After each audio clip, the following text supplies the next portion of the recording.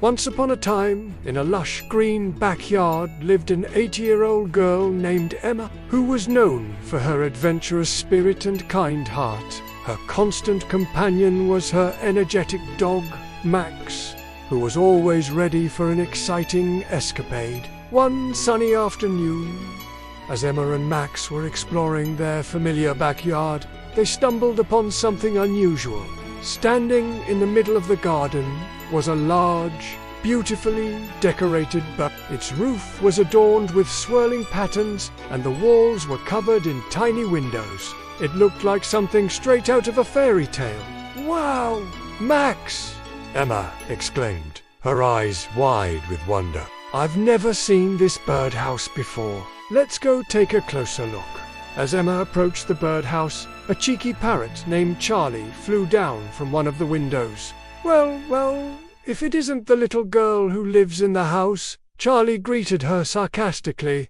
"What brings you to my humble abode?" "We found your birdhouse, and I just wanted to see if any birds were living in it," Emma replied, smiling. "Living here? Who do you think I am? A homeless person?" Charlie retorted, shaking his head. "I live here permanently, obviously." Emma couldn't help but laugh at the parrot's dry wit. She remembered the time he ate her peanut butter sandwich during lunchtime and blamed it on the squirrels. But she didn't hold it against him. Instead, she simply scolded him playfully and moved on. As she reached out to knock on the door, a cacophony of squawking erupted from inside. Birds were squabbling and flapping their wings, and the sound echoed through the garden. "What's all the commotion about?" Emma asked, turning to the birds on the window sills. A couple of small birds explained in hushed tones that some new birds called the Blue Feather Gang had moved in and were causing trouble. They had taken all the best spots in the birdhouse and were starting fights with the other residents. "That's terrible," Emma said, her face scrunching with concern. "I want to help, but I don't know how." Before the birds could suggest anything, a loud bark echoed through the garden. Max, who had been sniffing around a bush, suddenly emerged with a stick in his mouth. He wagged his tail hopefully, as if to say, "Can I help too?"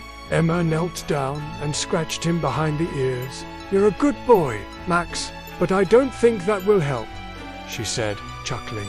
Just then, Fluffy, the mischievous cat, who had been napping in the sun, suddenly appeared. "Don't worry, children," she purred, her tone dripping with false sweetness.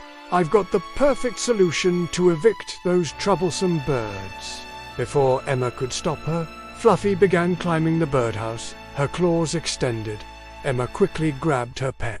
Fluffy, remember last time you tried to sneak into the bird feeder?" she asked, a knowing smile on her face. Fluffy froze. "Well, to be fair," she started, "it was only one time, maybe two." Emma laughed and shook her head. "You can't sneak around like that.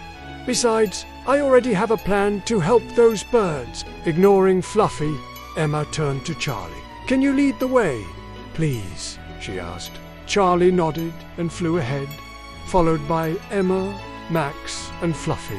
They found the Blue Feather Gang perched smugly at the top of the birdhouse, chirping loudly. "Hey, Blue Feathers," Charlie said, his voice dripping with sarcasm. "Emma would like to have a word with you." The Blue Feathers turned to Emma, their gazes challenging.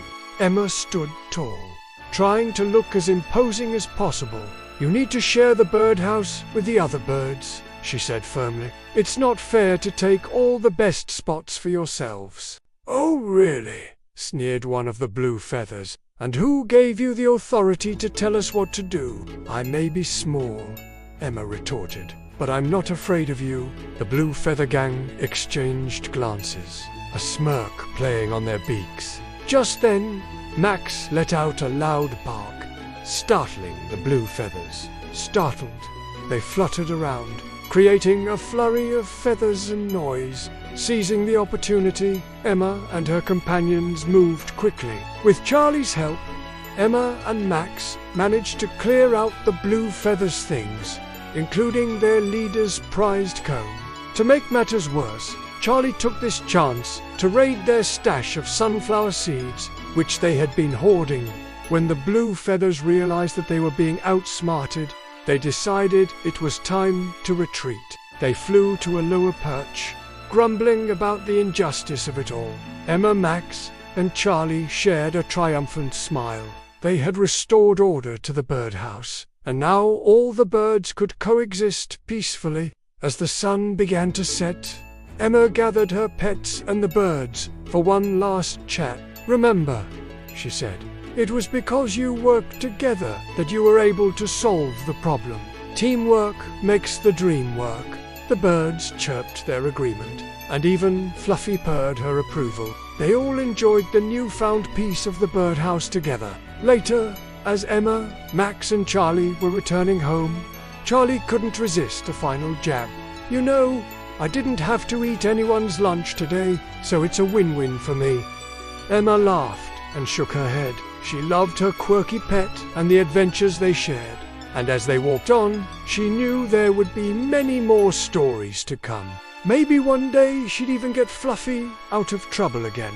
And so their day of adventure came to an end, leaving behind the echoes of laughter and the promise of new escapades in the days to come.